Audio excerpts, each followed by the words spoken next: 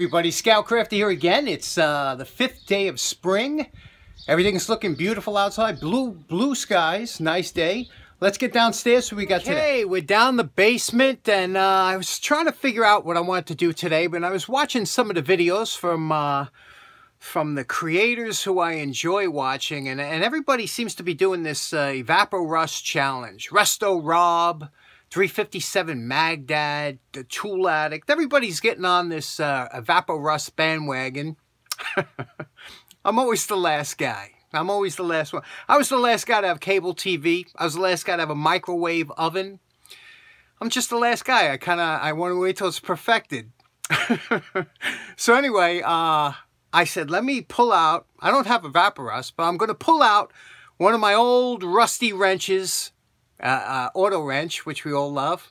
Let's see if we can't do this one up. Okay, you know I have buckets, literally buckets of these wrenches, but you know, this one here I knew would be a good, pretty good one, right? Wrapped in plastic. You know, look at it. It's just what we like, right?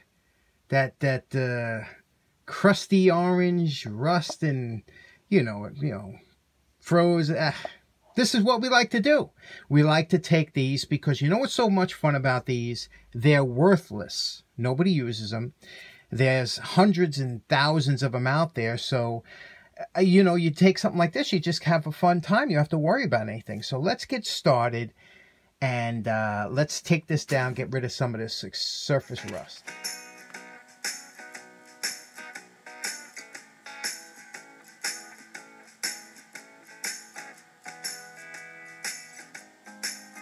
Okay, we're at a post wire brush evaluation. You can see here, we got rid of most of the rust on here, and actually all of the rust. And you can see here, we did an extra long job on the wire brush because, you know, we are going to put paint in here, and we are going to try and make this into a showpiece wrench.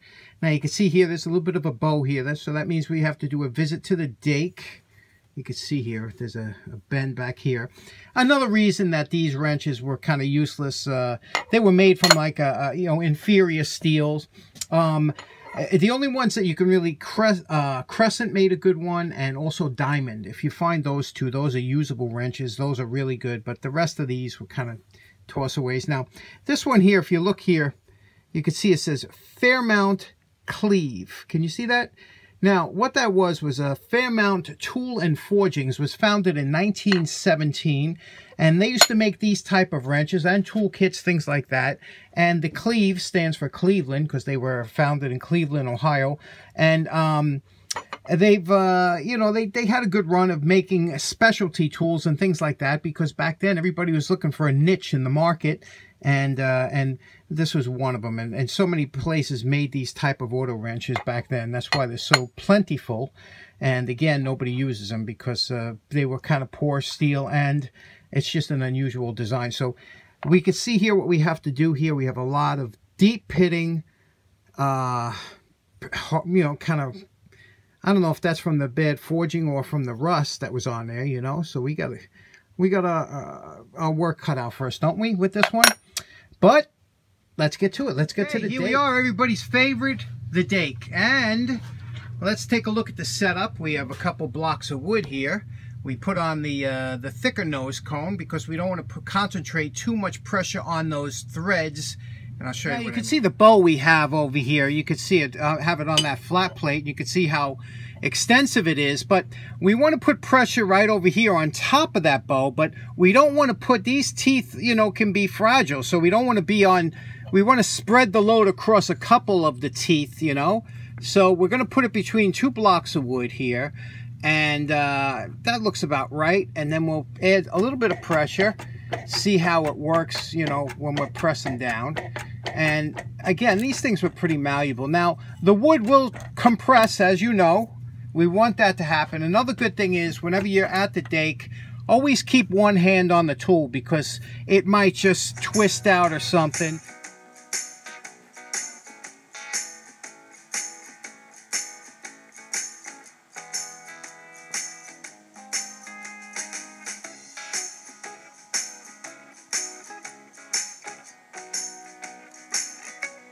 Okay, I gotta start putting some more hardwood over there because the pine I had was splitting up. But you could see we got the both bends out of there. It was a bend in here, a bend going like that, and then there was a twist in here.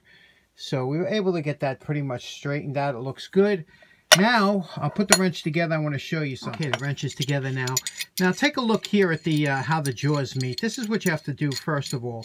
You see that it's not meeting the way I like it. It's got a little bit of a downward dip here, but we'll get that to match up better. But now we're going to start working on the way getting rid of all the forging marks, all the pitting from the rust, especially over here, and then we'll be back.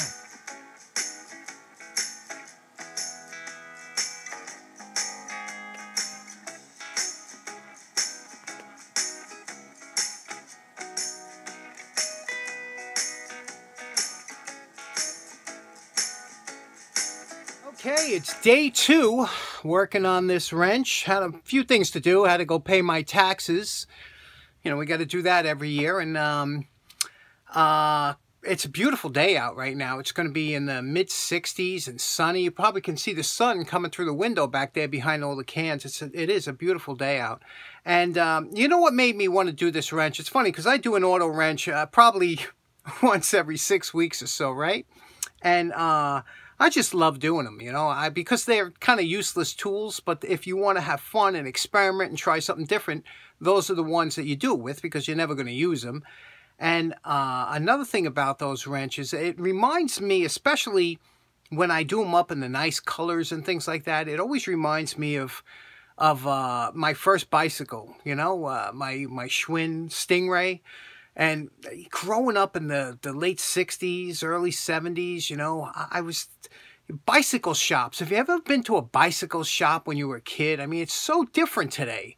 Even, you know, it's just like we were talking about automobile dealers, you know. You go in there and all the cars, I got to tell you, there's nothing that melts my butter. I go into these automobile dealerships and you look around and it's like, you know, they all look the same. They all have, you know, they're white, black, silver. It's like the colors don't pop. There's no chrome. I walk in there and there's nothing that I say, wow, I want that car. Not one. And, you know, back then, years ago, auto dealers or bicycle shops. I remember walking in, we had a place called Mineola Schwinn. It was in Mineola, Long Island. That's where I got my first bicycle, my first new bicycle. My first bicycle my dad found, I kind of learned to ride on that. And then about 2 years later, he said, you know, okay, now you know how to ride a bike. We'll go get you one. And took me to Mineola Schwinn. I'll never forget the smell of that place, the size. It was beautiful. It's still there. Had them big neon signs in the front of the building. And remember neon signs on all the stores? It was so inviting. And Schwinn dealerships were fantastic because they had everything there. And these guys would set up some bikes with headlights and big sissy bars. And we even had wheelie bars back then and slick tires. And, oh, wow. And the colors. Oh, my God. You went walking through there and it was like every single color. Candy apple purple, candy apple orange, green, yellow, blue. It was beautiful. It was a wonderland for kids. And then you would, you know, you get remember the chrome headlights, you know? And then you would upgrade to the generator light.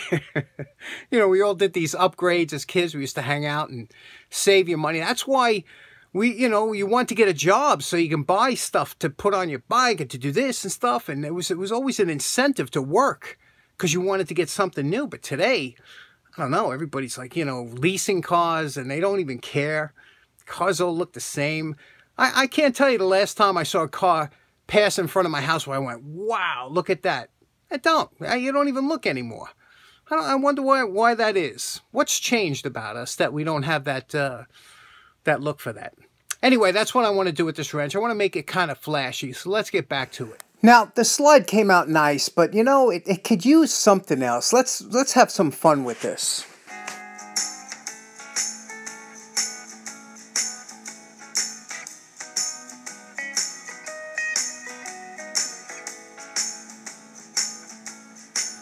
Now you know my favorite part. Remember what this crusty old wrench looked like before we started? And we're calling this project done.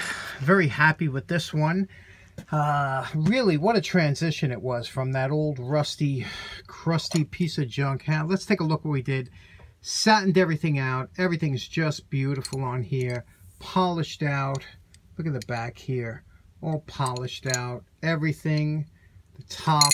Smooth as silk, works just the way I wanted, closes the way I want now. You see that there? It closes nice, you know, nice tight closure up there. And the 3 holes we did here, you could see, and I did it so that it lines up with the color scheme, so you could see it through the color scheme. Same on each side. Small, medium, large. Candy apple orange paint, same as my Stingray. I love this wrench. It's beautiful. And auto wrenches, they are just so much fun to do. This one was a fun project. So in closing, I guess that'll be my entry into the Evapo-Rust. Oh, wait, do you have to use Evapo-Rust for it to... I guess I won't be entering the contest. Anyway, thanks so much for tuning in. I hope you have a great day. Take care now. Bye-bye.